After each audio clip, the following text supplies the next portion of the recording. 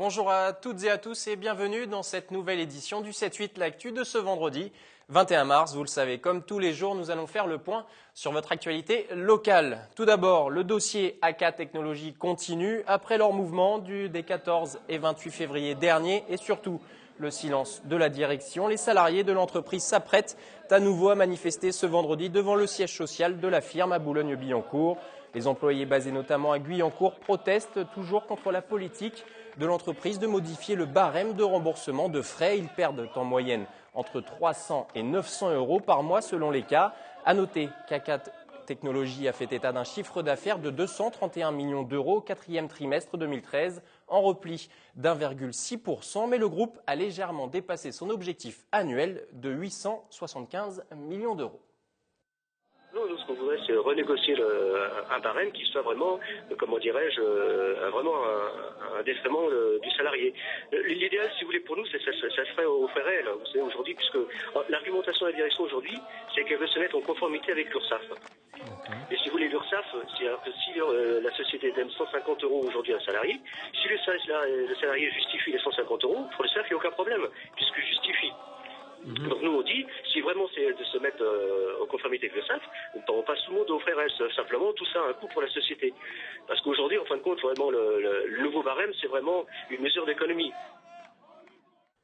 L'université de Versailles, 50 ans en Yvelines, semble sauvée, du moins à court terme. L'État a annoncé il y a quelques jours qu'il verserait une avance remboursable de 2,6 millions d'euros. En décembre dernier, le ministère de l'Enseignement supérieur avait déjà dû verser 800 000 euros. Cette annonce est tombée en même temps que le rapport de la Cour des comptes qui couvre la période 2006-2012 et reprend des critiques déjà émises lors de la découverte du déficit du budget de l'UVSQ.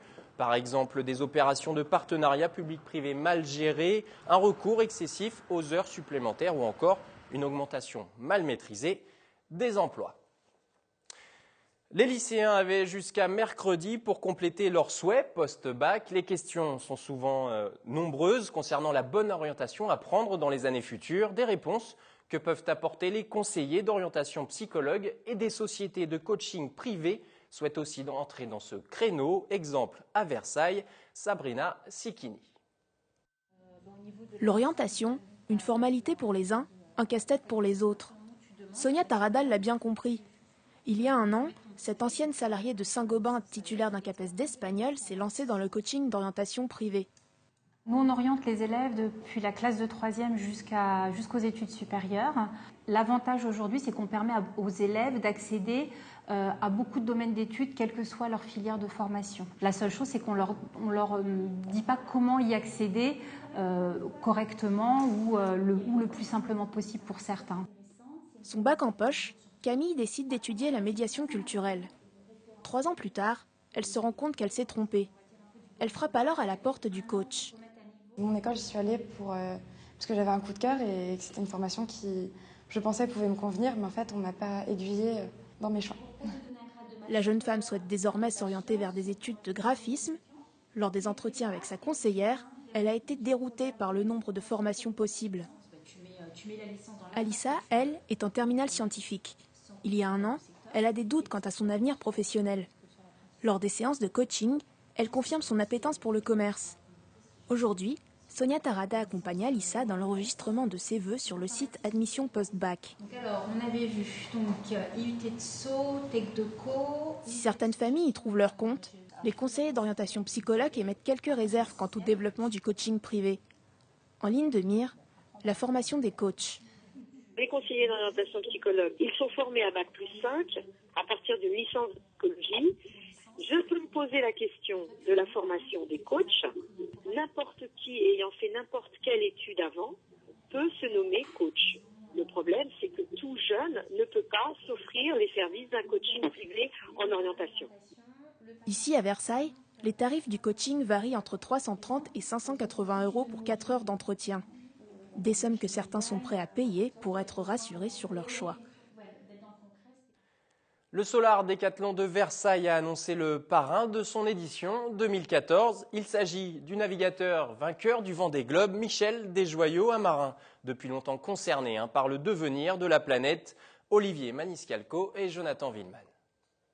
Vous allez me dire le parallèle entre les bateaux à voile et Solar Decathlon. En fait, sur un bateau à voile, a fortiori en compétition, on est très économe en énergie.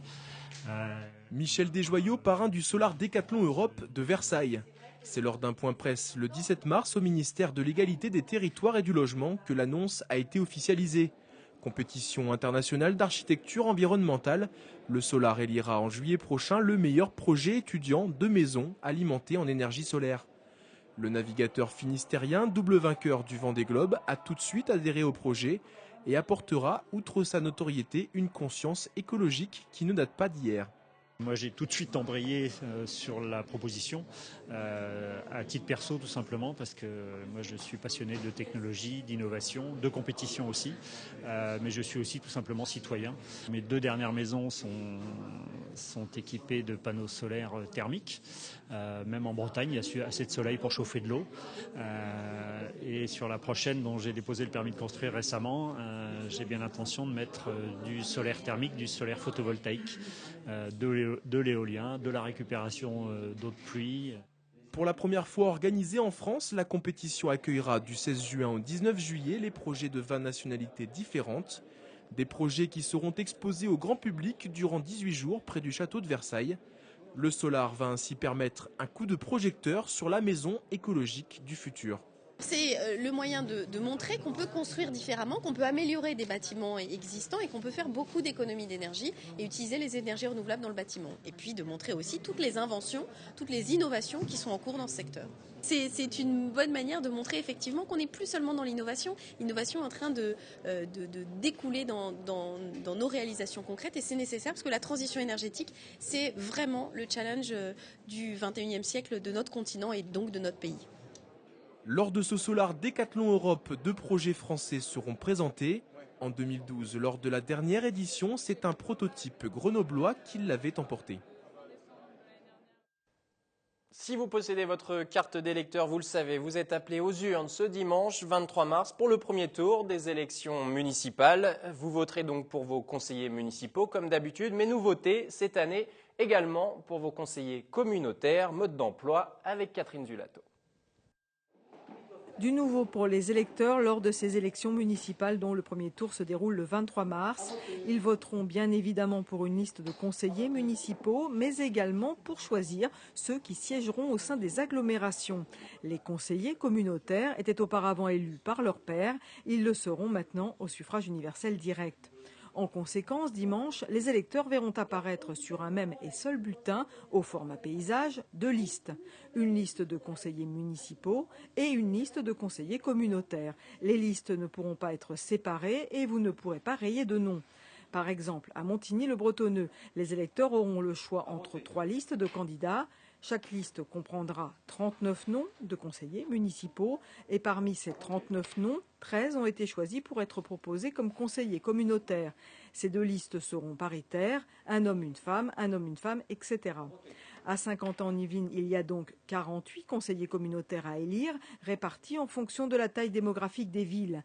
Un nouveau scrutin qui change bien la donne, car le nombre de conseillers communautaires siégeant par commune à l'agglomération dépendra demain du résultat réalisé par chaque liste. C'est le principe du scrutin proportionnel. Dans les Yvelines, pour ces élections, il y a 5 310 conseillers municipaux à élire et 737 conseillers communautaires au suffrage universel direct. Il y a 15 jours, cet homme est entré dans la légende du cyclisme sur piste. Le nouvel Inimontain François Pervis a décroché 3 titres de champion du monde, rien que ça, en kérine, sur le kilomètre et sur la vitesse individuelle. Il signe là un triplé historique et inédit. Jamais personne n'avait réalisé une telle performance dans un même championnat du monde. De retour de Colombie, François Pervis nous a accordé une interview vérité et est revenu sur son exploit. 3 médailles d'or, c'est un triplé unique, puisque je suis le premier dans l'histoire de mon sport à gagner les 3 épreuves individuelles. Donc j'avais annoncé avant de partir, c'était mon objectif. J'ai réussi à le faire et ça n'a pas été une chose simple forcément. Et forcément je suis super content. Et vous pourrez retrouver évidemment l'intégralité de cet entretien dans le prochain 7-8 Sport, lundi à 18h30.